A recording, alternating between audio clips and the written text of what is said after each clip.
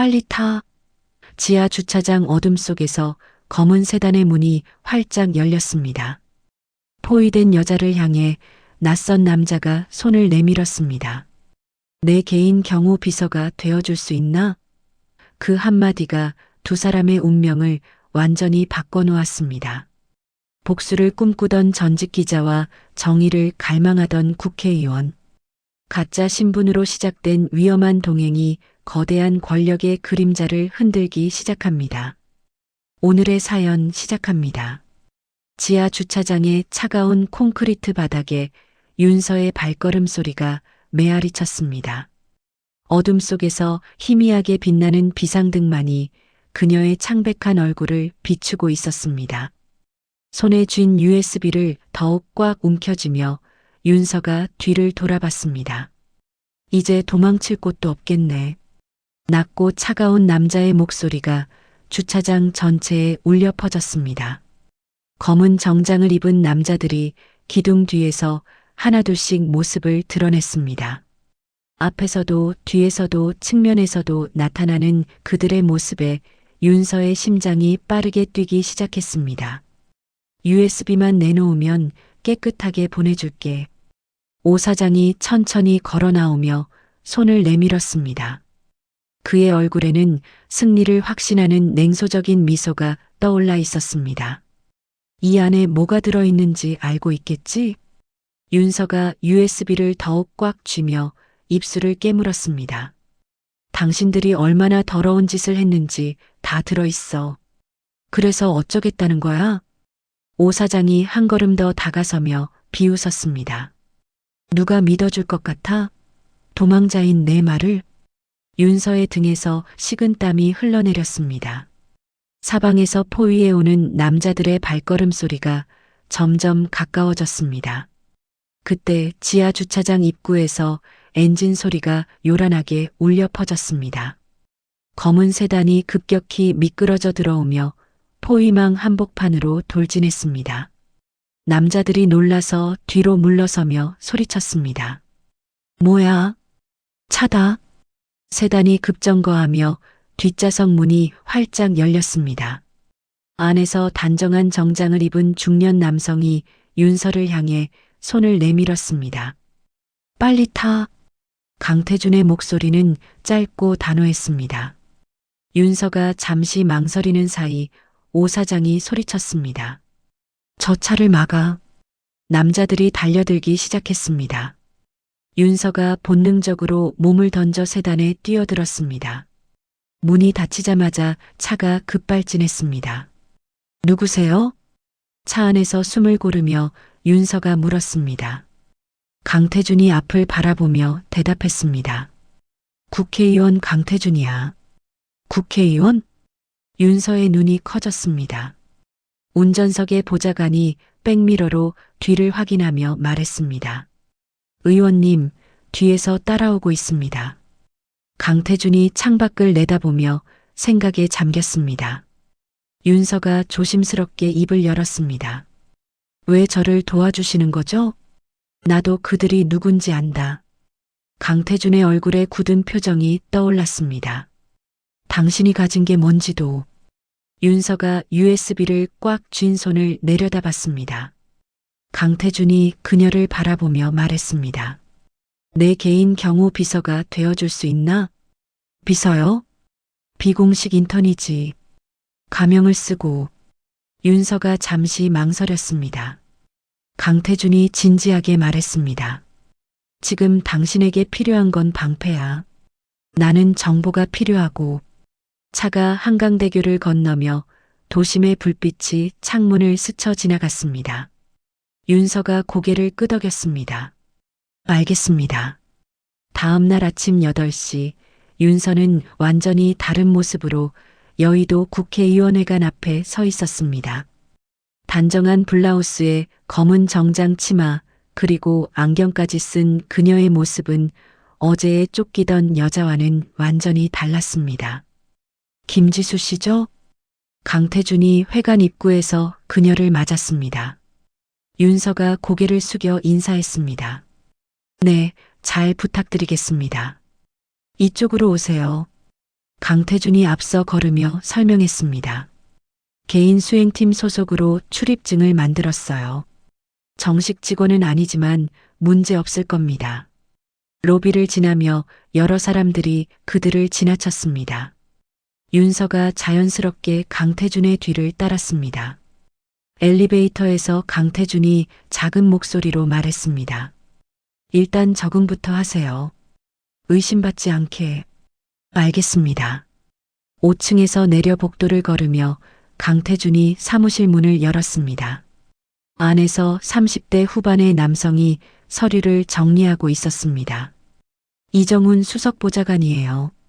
강태준이 소개하자 이정훈이 고개를 들었습니다. 그의 눈빛에 의심스러운 기색이 떠올랐습니다. 김지수라고 하시죠? 이정훈이 날카롭게 윤서를 살펴봤습니다. 경력이 어떻게 되시나요? 개인 비서 경험이 있습니다. 윤서가 침착하게 대답했습니다. 강태준이 끼어들었습니다. 개인 일정 관리를 맡아줄 거예요. 인수인계 부탁합니다. 이정훈의 표정이 굳었지만 고개를 끄덕였습니다. 알겠습니다. 그날부터 윤서의 새로운 삶이 시작되었습니다. 매일 아침 일찍 출근해서 강태준의 일정을 정리하고 회의 자료를 준비하고 방문객을 응대했습니다. 일주일이 지나자 이정훈이 강태준에게 말했습니다. 의외군요. 정말 일을 잘해요. 그렇죠? 강태준이 만족스럽게 웃었습니다. 윤서는 복사기 앞에서 서류를 정리하며 그들의 대화를 들었습니다. 하지만 아직 뭔가 수상해요. 이정훈이 목소리를 낮췄습니다. 너무 완벽해서 오히려 이상합니다. 강태준이 이정훈의 어깨를 두드렸습니다. 일 잘하는 사람에게 트집 잡지 마세요. 그날 밤 모두가 퇴근한 후 윤서는 혼자 사무실에 남았습니다. 강태준의 서류함을 열어 각종 정책 자료들을 살펴봤습니다. 도시개발 관련 서류에서 익숙한 회사 이름을 발견했습니다. 이 회사가 윤서의 손이 떨렸습니다. 그녀가 USB에 담아온 조직의 자금 세탁 회사와 같은 이름이었습니다. 서류를 더 자세히 살펴보니 강태준이 추진하는 개혁 정책의 타겟 기업들이 모두 연결되어 있었습니다. 우연이 아니야. 윤서가 중얼거리며 휴대폰을 꺼내 사진을 찍었습니다. 그때 복도에서 발걸음 소리가 들렸습니다. 윤서가 재빨리 서류를 정리하고 불을 끄며 책상 아래로 몸을 숨겼습니다. 문이 열리며 강태준이 들어왔습니다. 그가 자신의 책상으로 다가가며 서류를 확인했습니다. 잠시 후 다시 나가는 발걸음 소리가 들렸습니다. 윤서가 조심스럽게 일어서며 안도의 한숨을 쉬었습니다. 창밖으로 한강의 야경이 반짝이고 있었습니다. 그녀의 마음속에 새로운 계획이 떠올랐습니다. 이정훈이 커피잔을 들고 창밖을 내다보며 혼잣말을 했습니다. 뭔가 이상해. 일주일 전 갑자기 나타난 김지수라는 여자가 자꾸 신경 쓰였습니다. 너무 완벽했습니다. 업무 처리 능력도, 의전 예절도, 심지어 정치 상황 파악까지 모든 것이. 보좌관님, 윤서가 문을 두드리며 들어왔습니다. 손에는 정리된 서류 뭉치를 들고 있었습니다. 의원님께서 도시개발 특위 간담회를 잡으시라고 하셨어요. 도시개발 특위요? 이정훈이 의아한 표정을 지었습니다. 갑자기요? 일정이 없었는데 급하게 필요하다고 하시더라고요. 윤서가 자연스럽게 대답하며 서류를 내려놓았습니다. 이정훈이 서류를 펼쳐보니 참석 예정 기업체 명단이 적혀 있었습니다. 이 회사들은 왜 선정하신 거죠? 의원님께서 직접 지정하셨습니다. 윤서의 목소리에는 전혀 흔들림이 없었습니다. 이정훈이 명단을 다시 살펴봤습니다. 모두 대기업이었지만 뭔가 석연치 않은 구석이 있었습니다. 그날 오후 강태준이 사무실로 돌아왔습니다. 윤서가 바로 다가가며 보고했습니다. 간담회 일정 조율했습니다. 내일 오후 3시로 확정됐어요. 고생했어요. 강태준이 만족스럽게 고개를 끄덕였습니다. 그때 이정훈이 다가왔습니다. 의원님, 간담회 기업 선정 기준이 뭔가요? 왜요? 좀 특이한 조합이라서요. 강태준이 잠시 망설이더니 대답했습니다. 개혁이 필요한 분야들이에요. 자세한 건 나중에 설명해 드릴게요. 이정훈이 여전히 의문스러운 표정을 지었지만 더 이상 묻지 않았습니다. 다음 날 간담회장, 윤서는 회의실 뒤편에서 참석자들을 관찰했습니다. 각 기업의 임원들이 하나씩 들어올 때마다 그녀의 눈빛이 날카로워졌습니다. 그중 한 명은 USB에 담긴 자료에서 본 얼굴이었습니다. 저 사람이 박상무네. 윤서가 속으로 중얼거리며 휴대폰으로 사진을 찍었습니다. 강태준이 회의를 진행하는 동안 윤서는 참석자들의 반응을 세심하게 살폈습니다. 투명성 제고 방안에 대해 어떻게 생각하십니까? 강태준의 질문에 박상무가 당황하는 기색을 보였습니다. 그게 현실적으로 어려운 부분이 있습니다. 어떤 부분이 어려운가요? 강태준이 추궁하자 박상무가 식은땀을 흘렸습니다. 윤서가 그 모습을 놓치지 않고 기록했습니다. 회의가 끝난 후 윤서는 강태준에게 다가갔습니다. 의원님, 잠깐 말씀드릴 게 있어요. 뭔가요? 개인적으로 받은 제보가 있는데 오늘 참석한 기업들과 관련된 내용입니다. 강태준의 눈빛이 진지해졌습니다. 어떤 제보죠? 이메일로 보내드릴게요. 익명의 제보자라고 해두시면 됩니다. 그날 밤 강태준의 이메일함에 익명의 메일이 도착했습니다. 제목은 도시개발 관련 수상한 자금 흐름이었습니다. 메일을 연 강태준의 얼굴이 점점 굳어갔습니다. 한편 지하철역 근처에서 윤서는 오랜만에 긴장하고 있었습니다. 검은 정장을 입은 남자가 자신을 뚫어져라 쳐다보고 있었기 때문입니다. 오 사장의 부하였습니다. 남자가 휴대폰을 꺼내 어디론가 전화를 걸었습니다. 윤서가 재빨리 방향을 바꿔 지하철로 뛰어들었습니다. 전동차가 출발하는 순간 남자가 플랫폼으로 뛰어내려왔지만 이미 늦었습니다. 아슬아슬했네. 윤서가 안도의 한숨을 쉬며 휴대폰을 확인했습니다. 강태준에게서 문자가 와 있었습니다. 내일 오전에 보자. 중요한 얘기가 있다. 다음 날 아침 이정훈이 사무실에서 전화를 받고 있었습니다. 네, 알겠습니다. 전화를 끄는 이정훈의 얼굴이 어두워졌습니다. 익명의 제보였습니다. 김지수라는 이름에 대한 의혹이었습니다. 실제 인물이 없다고? 이정훈이 혼잣말을 하며 윤서의 인사 기록을 다시 펼쳐봤습니다. 모든 서류가 완벽했지만 뭔가 인위적인 느낌이 들었습니다. 보좌관님, 윤서가 들어와 인사했습니다. 이정훈이 그녀를 바라보는 시선이 예전과 달랐습니다. 김지수 씨, 이전 직장 동료들과는 연락하고 지내세요? 아니요. 개인적인 사정으로 연락을 끊었어요. 윤서가 자연스럽게 대답했지만 이정훈의 의심은 더욱 깊어졌습니다. 가족은 어떠세요? 부모님은 돌아가시고 혼자 살아요. 그렇군요. 이정훈이 더 이상 묻지 않았지만 윤서는 그의 변화를 느꼈습니다. 오후에 강태준이 윤서를 불렀습니다. 어제 메일 내용 정말 충격적이었어요. 어떤 부분이요? 자금 세탁 의혹이 상당히 구체적이더라고요. 강태준이 진지하게 말했습니다. 혹시 더 자세한 자료가 있나요? 제보자가 추가로 보내온다고 했어요. 윤서가 침착하게 거짓말했습니다. 강태준이 고개를 끄덕였습니다. 알겠어요. 이 문제를 좀 더 파보겠습니다. 조심스럽게 접근하셔야 할 것 같아요. 왜요? 상대가 만만한 상대가 아닐 것 같거든요. 강태준이 윤서를 바라보며 물었습니다. 혹시 이 일과 관련해서 위험할 수도 있다는 뜻인가요?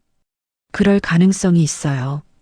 윤서의 목소리에 진짜 걱정이 섞여 있었습니다. 하지만 그 걱정은 강태준을 위한 것이었습니다. 그날 밤 강태준의 사무실에 협박 편지가 배달되었습니다. 경비원이 발견해서 강태준에게 전달했습니다. 편지 안에는 윤서가 도망치는 모습이 찍힌 사진이 들어 있었습니다. 강태준이 사진을 보며 얼굴이 굳었습니다. 이제 확실해졌습니다. 김지수의 정체에 심각한 비밀이 있다는 것을. 다음 날 아침 사무실 전체가 웅성거렸습니다. 뉴스에서 대형 사건이 터진 것입니다. 조직 수장 오명우 긴급 체포. 텔레비전 화면에서 앵커가 흥미진진하게 보도하고 있었습니다. 이정훈이 리모컨을 들고 볼륨을 높였습니다. 수년간 불법 자금 세탁과 공무원 매수 혐의를 받아온 오명우가 어젯밤 검찰에 체포되었습니다. 윤서가 복사기 앞에서 손을 멈추고 화면을 바라봤습니다. 오 사장이 수갑을 찬 채 고개를 숙이고 호송차에 오르는 모습이 나왔습니다. 이제 끝난 건가요? 젊은 보좌관이 안도하며 말했습니다. 이정훈이 고개를 끄덕였습니다. 그런 것 같네요. 이제 좀 숨통이 트일 것 같아요. 강태준이 사무실로 들어오며 텔레비전을 봤습니다. 잘 됐군요. 하지만 윤서의 얼굴은 전혀 밝지 않았습니다. 오히려 더욱 굳어져 있었습니다. 점심시간이 되자 윤서가 강태준에게 다가갔습니다. 의원님, 혹시 시간 되시면 얘기 좀 해요. 무슨 일이에요? 중요한 얘기예요. 강태준이 고개를 끄덕이며 회의실로 향했습니다. 문을 닫자 윤서가 진지하게 말했습니다. 이건 끝이 아니에요. 뭐라고요? 오명우 체포는 꼬리 자르기예요. 진짜 배우가 따로 있어요. 강태준의 얼굴이 굳었습니다. 어떻게 그걸 아나요? 제보자가 추가 정보를 보내왔어요. 윤서가 휴대폰을 꺼내 자료를 보여줬습니다. 강태준이 화면을 보며 놀란 표정을 지었습니다. 이게 정말인가요? 화면에는 한영민 의원의 이름이 적혀 있었습니다. 수십 년간 정치계의 거물로 군림해온 인물이었습니다. 한영민 의원님이 배우라는 거예요? 강태준의 목소리가 떨렸습니다. 한영민은 그의 정치적 멘토였기 때문입니다. 증거가 있어요. 윤서가 추가 자료를 보여줬습니다. 한영민 의원과 오명우 사이의 금전 거래 내역이었습니다. 이건 어떻게 구한 거예요? 제보자가 내부 관계자라고 해요. 강태준이 자리에 주저앉으며 머리를 감췄습니다. 믿을 수가 없어요. 저도 처음엔 믿기 어려웠어요. 윤서가 조심스럽게 말했습니다. 하지만 의원님이 추진하시는 개혁 정책들이 모두 한영민 의원과 연결된 기업들을 겨냥하고 있어요. 강태준이 고개를 들며 윤서를 바라봤습니다. 당신은 도대체 누구예요? 그건. 윤서가 잠시 망설였습니다. 그때 회의실 문이 열리며 이정훈이 들어왔습니다. 의원님, 급한 전화가. 이정훈이 말을 멈췄습니다. 강태준과 윤서의 진지한 표정을 본 것입니다. 죄송합니다. 나중에. 아니에요. 무슨 전화죠? 강태준이 자리에서 일어났습니다. 이정훈이 조심스럽게 말했습니다. 한영민 의원님께서 직접 전화하셨습니다. 윤서와 강태준이 시선을 주고받았습니다. 뭐라고 하셨어요? 내일 저녁에 만나자고 하셨습니다. 중요한 얘기가 있다고. 강태준이 잠시 생각하더니 답했습니다. 알겠습니다. 약속 잡아주세요. 이정훈이 나간 후 윤서가 말했습니다. 조심하세요. 의심받고 계실 수도 있어요. 어떻게 해야 할까요? 일단 평소처럼 행동하세요. 아무것도 모르는 척하면서. 다음 날 저녁 강태준은 한영민 의원과 고급 한정식집에서 만났습니다. 한영민이 술잔을 들며 말했습니다. 태준아, 요즘 정신없겠구나. 네, 선배님. 그런데 말이야. 한영민의 표정이 변했습니다. 새로 뽑은 비서 얘기 좀 들었는데 강태준의 손이 젓가락을 쥔 채로 굳었습니다. 어떤 얘기를 들으셨나요? 신원이 좀 불분명하다던데? 한영민이 날카로운 시선을 보냈습니다. 개인적으로 뽑은 거라서 절차가 간소했습니다. 강태준이 최대한 자연스럽게 대답했습니다. 그래도 국회의원 비서인데 신중해야 하지 않겠나? 조심하겠습니다. 혹시 그 비서가 이상한 정보를 가져온 적은 없나? 한영민의 질문이 더욱 구체적으로 변했습니다. 강태준이 잠시 망설이더니 답했습니다. 특별한 건 없었습니다. 그렇다면 다행이군. 한영민이 미소를 지었지만 그의 눈빛은 차갑기만 했습니다. 같은 시각 국회의원회관에서 윤서는 혼자 야근을 하고 있었습니다. 복도는 조용했고 대부분의 사무실에 불이 꺼져 있었습니다. 그때 엘리베이터에서 발걸음 소리가 들렸습니다. 윤서가 고개를 들며 귀를 기울였습니다. 여러 명의 발걸음이 이쪽으로 다가오고 있었습니다. 윤서가 재빨리 컴퓨터를 끄고 불을 껐습니다. 책상 밑으로 몸을 숨기자 사무실 문이 열렸습니다. 아무도 없네. 낮은 목소리가 들렸습니다. 윤서가 숨을 죽이며 기다렸습니다. 확실히 확인했나? 네, 강태준 의원은 지금 한영민 의원과 만나고 있습니다. 그럼 천천히 찾아보자. 발걸음 소리가 사무실 안으로 들어왔습니다. 윤서의 심장이 빠르게 뛰기 시작했습니다. 서랍을 뒤지는 소리, 파일을 넘기는 소리가 들렸습니다. 그들이 무엇을 찾고 있는지 명확했습니다. 여기 있다? 한 명이 소리쳤습니다. 윤서가 숨겨둔 USB였습니다. 이제 증거를 잡았군. 그들이 USB를 가지고 나가려는 순간 복도에서 경비원의 목소리가 들렸습니다. 거기 누구세요? 침입자들이 당황하며 재빨리 창문 쪽으로 도망쳤습니다. 윤서가 책상 밑에서 조심스럽게 고개를 내밀었습니다. 다행히 그들이 가져간 USB는 가짜였습니다. 진짜는 다른 곳에 숨겨두었기 때문입니다. 하지만 이제 확실해졌습니다. 한영민 의원이 직접 움직이기 시작했다는 것을.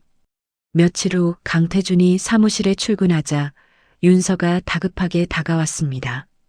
의원님, 큰일 났어요. 뭔 일이에요? 어젯밤에 누군가 사무실을 뒤졌어요. 강태준의 얼굴이 굳었습니다. 이정훈이 뒤에서 듣고 있다가 끼어들었습니다. 뭐라고요? 신고했나요? 아직은 안 했어요. 윤서가 강태준만을 바라보며 말했습니다. 혹시 의원님 서재에서 얘기할 수 있을까요? 강태준이 고개를 끄덕이며 안쪽 서재로 향했습니다. 문을 닫자 윤서가 작은 목소리로 말했습니다. 한영민 의원이 직접 사람을 보낸 것 같아요. 확실해요? 그들이 찾던 건 USB였어요. 강태준이 의자에 주저앉았습니다. 윤서가 조심스럽게 다가가며 말했습니다. 의원님도 위험해지셨어요. 이제 한영민 의원이 의심하고 있거든요. 어떻게 해야 할까요? 강태준의 목소리에 절망감이 묻어났습니다. 윤서가 잠시 망설이더니 서재 한쪽으로 걸어갔습니다. 책장 뒤에 작은 장치를 만지자 숨겨진 공간이 나타났습니다. 이게 뭐예요? 강태준이 놀라며 일어났습니다. 윤서가 안에서 두꺼운 파일을 꺼냈습니다. 의원님이 몰래 준비하신 자료예요. 제가요? 네, 수년 전부터 한영민 의원과 그 조직을 조사하신 기록이에요. 강태준이 파일을 받아보며 놀란 표정을 지었습니다. 자신의 필적으로 쓰인 분석 자료들이 가득했습니다. 이걸 어떻게... 의원님이 평소에 숨겨두신 거잖아요. 윤서가 미소를 지으며 말했습니다. 저희는 같은 목표를 가지고 있었던 거예요. 강태준이 파일을 넘기며 과거의 기억들이 되살아났습니다. 한영민에 대한 의심, 조직과의 연관성 조사, 모든 것이 떠올랐습니다. 맞아요. 제가 이걸 준비했었어요. 그럼 이제 확실하시죠? 윤서가 강태준을 바라보며 말했습니다. 저희는 우연히 만난 게 아니에요. 강태준이 윤서를 바라보며 물었습니다. 당신도 개인적인 이유가 있는 거죠? 네. 윤서의 목소리가 떨렸습니다. 저는 기자였어요. 한영민 의원의 비리를 파헤치다가 모든 걸 잃었거든요. 그래서 복수를 하려는 거군요. 처음엔 그랬어요. 하지만 이제는 달라요. 윤서가 진지하게 말했습니다. 이건 단순한 복수가 아니라 정의를 실현하는 일이에요. 강태준이 자리에서 일어나 창밖을 바라봤습니다. 한강이 조용히 흘러가고 있었습니다. 저도 오랫동안 혼자였어요. 강태준의 목소리가 조용했습니다. 정치를 하면서 외로움을 많이 느꼈거든요. 의원님. 하지만 이제는 다르네요. 강태준이 윤서를 돌아보며 말했습니다. 같은 목표를 가진 동반자가 생겼으니까요. 윤서의 눈가에 눈물이 맺혔습니다. 오랫동안 혼자 싸워왔던 외로움이 조금씩 사라지는 느낌이었습니다. 의원님, 정말 위험할 수도 있어요. 알고 있어요. 강태준이 결연하게 대답했습니다. 하지만 이제 뒤로 물러설 수는 없어요. 두 사람은 파일을 펼쳐놓고 본격적인 계획을 세우기 시작했습니다. 한영민 의원의 해외 비자금 계좌를 추적하기 위해서는 해외 출장이 필요했습니다. 공식 의정 활동으로 포장하면 될 것 같아요. 윤서가 제안했습니다. 제 예전 동료 중에 해외은행에서 일하는 사람이 있어요. 위험하지 않을까요? 위험하죠. 하지만 유일한 방법이에요. 강태준이 고개를 끄덕였습니다. 알겠어요. 해봅시다. 그날 밤 이정훈이 늦게까지 남아서 일하고 있었습니다. 강태준의 갑작스러운 해외 출장 계획을 정리하고 있었습니다. 그때 휴대폰이 울렸습니다. 여보세요? 이정훈 보좌관님이죠? 모르는 목소리였습니다. 네, 그런데 누구시죠? 강 의원님의 해외 출장이 좀 갑작스럽지 않나요? 이정훈의 표정이 굳었습니다. 무슨 말씀이신지. 김지수라는 사람과 관련이 있을 거예요. 전화가 끊어졌습니다. 이정훈이 휴대폰을 내려다보며 생각에 잠겼습니다. 같은 시각 윤서는 자신의 원룸에서 짐을 정리하고 있었습니다. 내일부터는 강태준과 함께 해외로 떠날 예정이었습니다. 마지막 기회가 될 수도 있었습니다. 그때 문 밖에서 발걸음 소리가 들렸습니다. 윤서가 조심스럽게 문구멍으로 내다봤습니다. 검은 정장을 입은 남자들이 계단을 올라오고 있었습니다. 윤서가 재빨리 창문을 열고 비상계단으로 탈출했습니다. 뒤에서 문을 두드리는 소리가 들렸지만 이미 늦었습니다. 이제 정말 시작이군. 윤서가 어둠 속에서 중얼거리며 강태준에게 문자를 보냈습니다. 내일 공항에서 만나요. 조심하세요. 다음 날 아침 김포공항에서 강태준과 윤서가 만났습니다. 두 사람 모두 긴장한 표정이었습니다. 준비됐나요? 강태준이 물었습니다. 네. 마지막까지 갈 각오가 되어 있어요. 윤서가 단호하게 대답했습니다. 저도 마찬가지예요. 두 사람은 출국장으로 향하며 걸어갔습니다. 이제 진짜 싸움이 시작되는 것이었습니다. 인천공항에서 12시간을 날아 싱가포르에 도착한 강태준과 윤서는 호텔에 짐을 풀고 바로 움직였습니다. 데이비드 킴 지점장과 약속이 오후 3시예요. 윤서가 시계를 보며 말했습니다. 긴장되네요. 강태준이 넥타이를 매만지며 말했습니다. 윤서가 그의 어깨에 손을 올렸습니다. 괜찮을 거예요. 저를 믿으세요. 오후 3시 싱가포르 시내 한 고급 카페에서 데이비드 킴을 만났습니다. 40대 중반의 단정한 남성이었습니다. 윤서 씨, 오랜만이네요. 데이비드가 일어나며 반갑게 인사했습니다. 고마워요, 데이비드. 이분은 강태준 의원님이에요. 강태준이 정중하게 인사했습니다. 안녕하세요. 한국 국회의원님이군요. 영광입니다. 데이비드가 자리에 앉으며 조심스럽게 말했습니다. 그런데 윤서 씨가 말한 그 일이 정말 심각한가요? 네, 아주 심각해요. 윤서가 진지하게 대답했습니다. 한국 정치계 최고 위층의 비리거든요.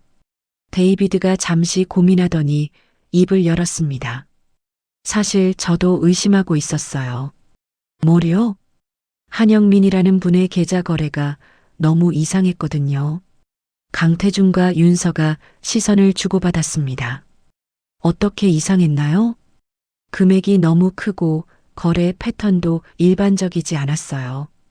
데이비드가 주변을 둘러보더니 작은 목소리로 말했습니다.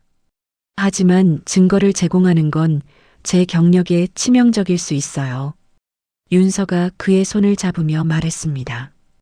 데이비드, 이건 정의를 위한 일이에요. 알고 있어요. 하지만 제가 책임질게요. 강태준이 단호하게 말했습니다. 당신이 제공한 정보는 절대 누설되지 않을 거예요. 데이비드가 오랫동안 고민하더니 한숨을 쉬었습니다. 알겠어요. 도와드릴게요. 1시간 후 데이비드가 USB를 건네주었습니다. 이 안에 한영민 의원 일가의 모든 해외 계좌 내역이 들어있어요. 윤서가 USB를 받으며 손이 떨렸습니다. 정말 고마워요. 조심하세요. 상대방이 이걸 알면 가만두지 않을 거예요. 그들이 호텔로 돌아가는 길 윤서가 뒤를 돌아봤습니다. 검은 차가 계속 따라오고 있었습니다. 의원님, 빨리 걸으세요. 왜요? 우리를 따라오는 사람들이 있어요. 강태준이 뒤를 돌아보려 하자 윤서가 그의 팔을 잡았습니다. 돌아보지 마세요. 자연스럽게 걸어요. 호텔 로비에 들어서자 검은 정장을 입은 남자들이 엘리베이터에서 내려왔습니다. 윤서가 재빨리 강태준의 손을 잡고 비상계단으로 향했습니다. 뛰어요. 두 사람이 계단을 뛰어 올라가는 동안 뒤에서 발걸음 소리가 따라왔습니다. 7층에 도착해서 윤서가 문을 열고 복도를 확인했습니다. 이쪽으로. 그들이 객실로 뛰어들어가자 강태준이 문을 잠갔습니다. 어떻게 우리를 찾은 거죠? 아마 한영민 의원이 해외에도 사람을 심어둔 것 같아요. 윤서가 창밖을 내다보며 말했습니다. 내려갈 수 있는 방법이 있을까요? 저기 소방 사다리가 보여요. 강태준이 창문을 열며 말했습니다. 위험해요. 다른 방법이 없어요. 강태준이 먼저 창밖으로 나갔습니다. 윤서가 뒤따라 나가려는 순간 문이 벌컥 열렸습니다. 거기서 남자가 소리쳤지만 윤서는 이미 창밖으로 뛰어나갔습니다. 강태준이 아래에서 그녀를 받아주었습니다. 괜찮아요? 네, 빨리 가요. 두 사람이 호텔을 빠져나와 택시를 잡았습니다. 공항으로 향하면서 강태준이 윤서의 손을 꽉 잡았습니다. 정말 고생했어요. 아직 끝난 게 아니에요. 윤서가 USB를 꽉 쥐며 말했습니다. 이제 시작이에요. 다음 날 한국에 도착한 두 사람은 바로 사무실로 향했습니다. 이정훈이 걱정스러운 표정으로 맞이했습니다. 무사히 돌아오셨군요. 네, 성과도 있었어요. 강태준이 만족스럽게 말했습니다. 윤서가 그에게 시선을 보내자 강태준이 고개를 끄덕였습니다. 보좌관님, 특별한 일이 있나요? 아니요, 별일 없었습니다. 하지만 이정훈의 표정은 여전히 어두웠습니다. 그날 밤 윤서와 강태준은 확보한 자료를 분석했습니다. 정말 엄청나네요. 강태준이 놀라며 말했습니다. 수조 원이 넘어요. 이제 한영민 의원을 법정에 세울 수 있어요. 윤서가 결의에 찬 목소리로 말했습니다. 하지만 조심해야 해요. 상대방도 가만히 있지 않을 거거든요. 다음 날 아침 강태준이 국회 연단에 올랐습니다. 수많은 의원들이 그를 바라보고 있었습니다. 존경하는 동료 의원 여러분, 강태준의 목소리가 국회 전체에 울려 퍼졌습니다. 오늘 저는 충격적인 진실을 말씀드리려 합니다. 한영민 의원이 자리에서 얼굴을 굳혔습니다. 한영민 의원의 해외 비자금 계좌 내역을 공개합니다.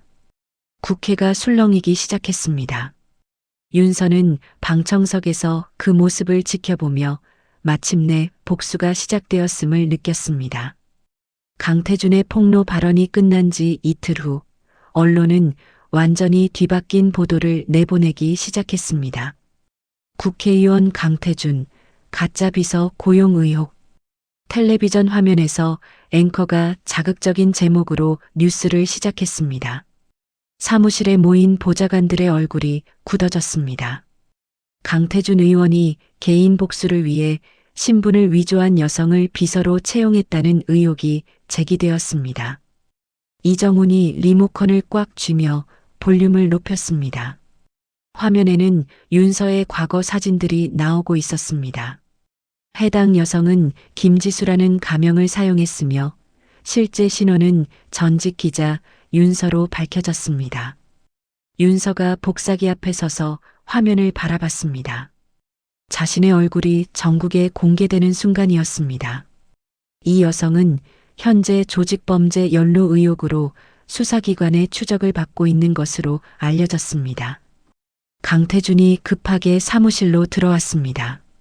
모든 시선이 그에게 쏠렸습니다. 의원님, 이정훈이 다가가며 말했습니다. 이게 정말인가요? 지금 설명하겠습니다. 강태준이 윤서를 바라봤습니다. 윤서가 고개를 끄덕이며 모든 사람들 앞에 섰습니다. 네, 제 본명은 윤서입니다. 사무실이 조용해졌습니다. 김지수는 가명이었어요. 젊은 보좌관이 놀라서 말했습니다. 그럼 정말 신분을 속이신 거예요? 네, 하지만 이유가 있었습니다. 윤서가 차분하게 말했습니다. 그때 강태준의 휴대폰이 울렸습니다. 여보세요? 아빠. 혜인의 떨리는 목소리가 들렸습니다. 혜인아, 무슨 일이야?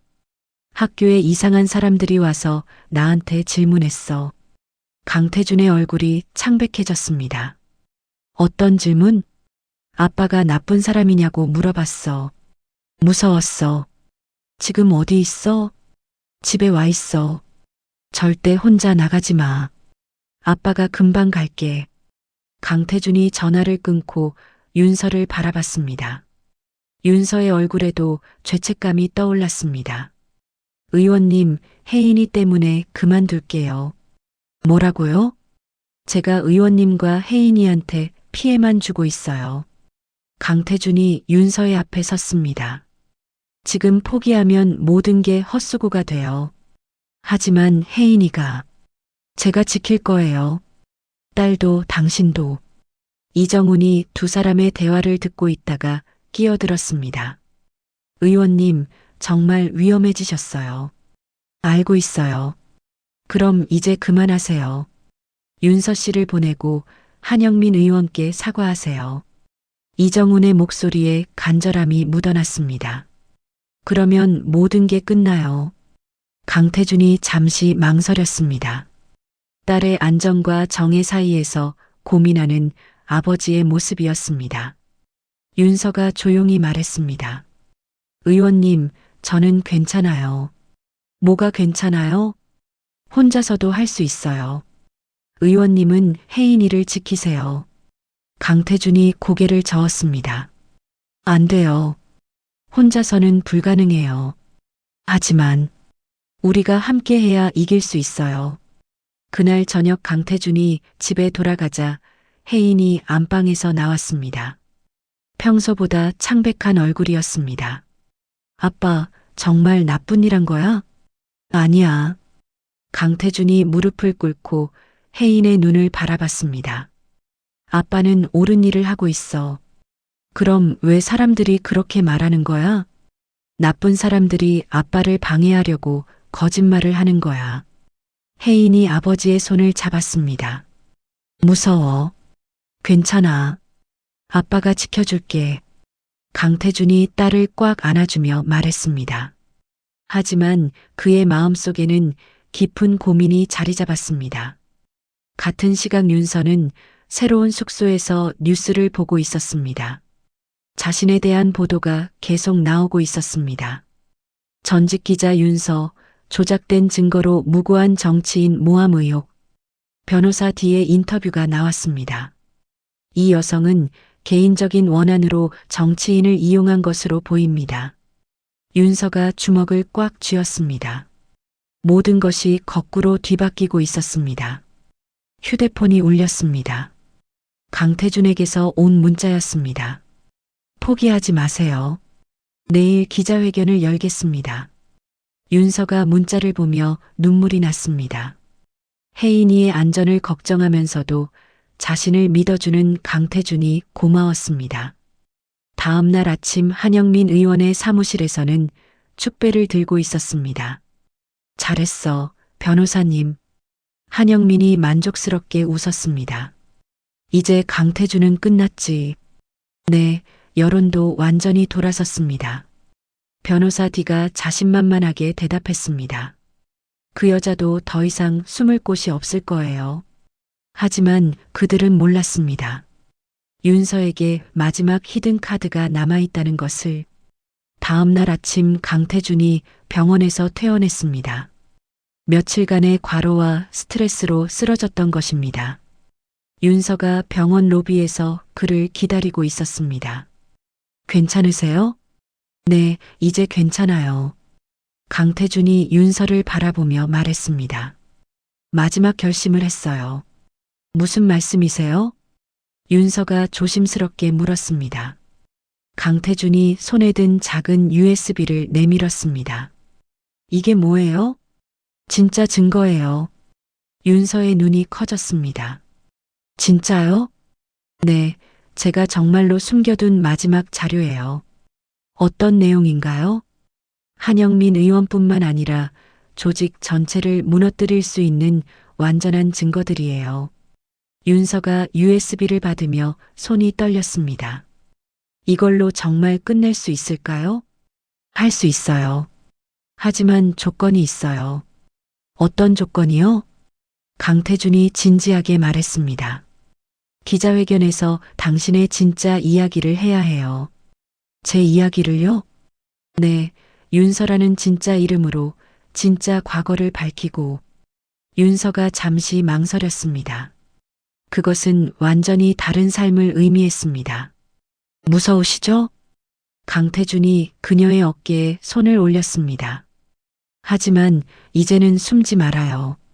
당당하게 맞서요. 윤서가 고개를 끄덕였습니다. 알겠어요. 다음 날 국회 기자회견장에는 수많은 기자들이 몰려들었습니다. 강태준이 단상에 올라서자 카메라 플래시가 터졌습니다. 존경하는 국민 여러분. 강태준의 목소리가 마이크를 통해 울려 퍼졌습니다. 오늘 저는 모든 진실을 말씀드리려 합니다. 기자회견장이 조용해졌습니다. 김지수라는 이름의 여성이 제 비서로 일한 것은 사실입니다. 하지만 이것은 개인적인 복수가 아니었습니다. 강태준이 준비한 원고를 내려놓았습니다. 저는 수년 전부터 거대한 부정부패를 파헤치고 있었습니다. 그 과정에서 같은 목표를 가진 사람을 만났습니다. 기자들이 웅성거리기 시작했습니다. 그 사람이 바로 윤서 씨입니다. 강태준이 뒤를 돌아보자 윤서가 천천히 단상으로 걸어 나왔습니다. 더 이상 김지수가 아닌 윤서의 모습이었습니다. 안녕하세요. 윤서가 마이크 앞에 섰습니다. 제 이름은 윤서입니다. 기자회견장이 완전히 조용해졌습니다. 저는 3년 전 기자였습니다. 윤서의 목소리가 떨렸지만 계속해서 말했습니다. 거대한 조직의 비리를 취재하다가 모든 것을 잃었습니다.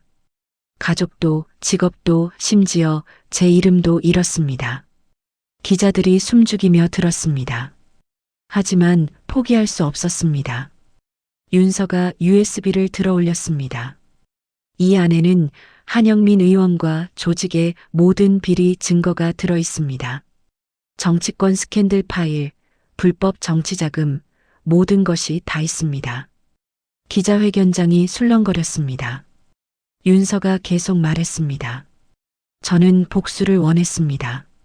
하지만 강태준 의원님을 만나면서 깨달았습니다. 이것은 복수가 아니라 정의였습니다. 그때 기자회견장 뒤편에서 소란이 일었습니다. 오 사장과 변호사 D가 경호원들을 뚫고 들어오려 했습니다.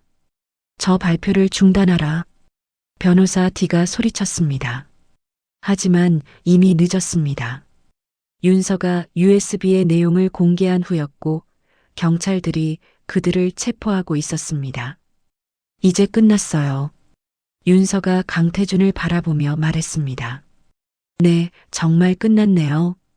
강태준도 안도의 미소를 지었습니다. 기자회견이 끝난 후 사무실로 돌아온 이정훈이 두 사람에게 다가왔습니다. 의원님, 윤서 씨. 네.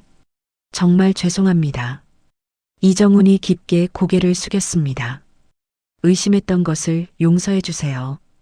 괜찮아요. 윤서가 그의 손을 잡았습니다. 이해할 수 있는 일이었어요. 그날 저녁 강태준이 집에 돌아가자 혜인이 달려와 안겼습니다. 아빠 뉴스 봤어. 어땠어? 자랑스러웠어. 아빠가 정말 멋있었어. 강태준이 딸을 꽉 안아주었습니다. 고생 많았지? 괜찮아. 이제 다 끝난 거지? 응, 이제 평범하게 살 수 있을 거야. 며칠 후 법원에서 한영민 의원에 대한 구속영장이 발부되었습니다. 조직의 모든 간부들도 줄줄이 체포되었습니다. 윤서가 제공한 증거들이 결정적인 역할을 했습니다. 강태준의 사무실에서는 작은 축하 파티가 열렸습니다. 보좌관들이 모여서 그동안의 고생을 위로했습니다. 정말 수고하셨습니다. 이정훈이 윤서에게 인사했습니다. 저야말로 감사해요. 윤서가 미소 지으며 대답했습니다. 김지수가 아닌 윤서로서 받는 첫 번째 축하였습니다.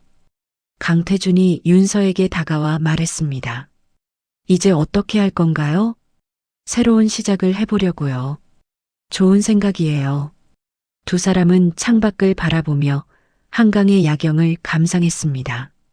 오랜 싸움이 끝났지만 새로운 희망이 시작되고 있었습니다. 3개월 후 윤서는 강태준의 사무실에 사직서를 들고 왔습니다. 더 이상 김지수가 아닌 윤서로서 새로운 삶을 시작하려는 것이었습니다. 정말 그만두시는 거예요? 강태준이 사직서를 받아보며 아쉬워했습니다. 네, 이제 제 길을 찾아가야 해요. 윤서가 담담하게 대답했습니다. 어디로 가실 건가요? 시민감시 단체에서 일하기로 했어요. 그렇군요. 강태준이 고개를 끄덕였습니다. 두 사람 사이에 잠시 침묵이 흘렀습니다. 의원님 덕분에 제 인생을 되찾았어요. 윤서가 진심으로 말했습니다. 저야말로 윤서 씨 덕분에 진정한 정치인이 될 수 있었어요. 강태준도 감사의 마음을 전했습니다. 그때 이정훈이 문을 두드렸습니다. 의원님, 회의 시간이에요. 네, 금방 가겠습니다. 강태준이 자리에서 일어났습니다. 윤서도 함께 일어나며 손을 내밀었습니다. 그럼 이만 가볼게요. 연락하고 지내요. 물론이죠. 두 사람이 악수하는 순간 서로에게 고마움과 아쉬움이 전해졌습니다. 그날 저녁 강태준이 사무실을 정리하고 있을 때 책상 위에서 작은 상자를 발견했습니다. 윤서가 남기고 간 것이었습니다. 상자를 열어보니 예쁜 만년필이 들어 있었습니다. 만년필에는 작은 글씨가 새겨져 있었습니다. 당신의 소신을 응원합니다. 강태준이 만년필을 손에 들고 미소를 지었습니다. 앞으로도 계속해서 정의로운 정치를 하겠다는 다짐을 했습니다. 한편 윤서는 새로운 사무실에서 첫 출근을 했습니다. 정의감시단이라는 시민단체였습니다. 윤서 씨 환영합니다. 단체 대표가 반갑게 맞이했습니다. 잘 부탁드립니다. 앞으로 함께 좋은 일 많이 해요.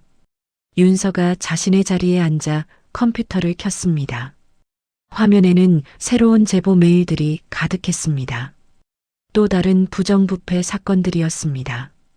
이제 시작이네. 윤서가 의욕에 찬 목소리로 중얼거렸습니다. 몇 달 후 강태준은 더욱 강력한 개혁 정책들을 통과시켰습니다. 부패척결법, 정치자금법 개정안 등 굵직한 법안들이었습니다. 언론들이 그를 개혁의 아이콘이라고 불렀습니다. 어느 날 강태준이 지역구 행사에 참석했습니다. 혜인의 고등학교 졸업식이었습니다. 아빠 고마워. 혜인이 졸업장을 받고 아버지에게 안겼습니다. 뭐가 고마워? 정의로운 아빠여서 자랑스러워. 강태준의 눈가에 눈물이 맺혔습니다. 그때 멀리서 익숙한 뒷모습을 봤습니다. 검은 코트를 입은 여자가 졸업식을 지켜보고 있었습니다. 윤서였습니다. 그녀도 혜인의 졸업을 축하하러 온 것이었습니다. 강태준이 다가가려 했지만 윤서가 먼저 돌아섰습니다. 그녀가 강태준을 향해 짧은 미소를 지으며 고개를 끄덕였습니다. 잘하고 계시네요 라는 의미였습니다. 강태준도 미소로 답했습니다. 당신도요라는 뜻이었습니다. 윤서가 군중 속으로 사라진 후 강태준은 오랫동안 그 자리에 서 있었습니다. 그날 밤 강태준이 사무실에서 늦은 업무를 보고 있을 때 익명의 메일을 받았습니다. 제목은 새로운 제보였습니다.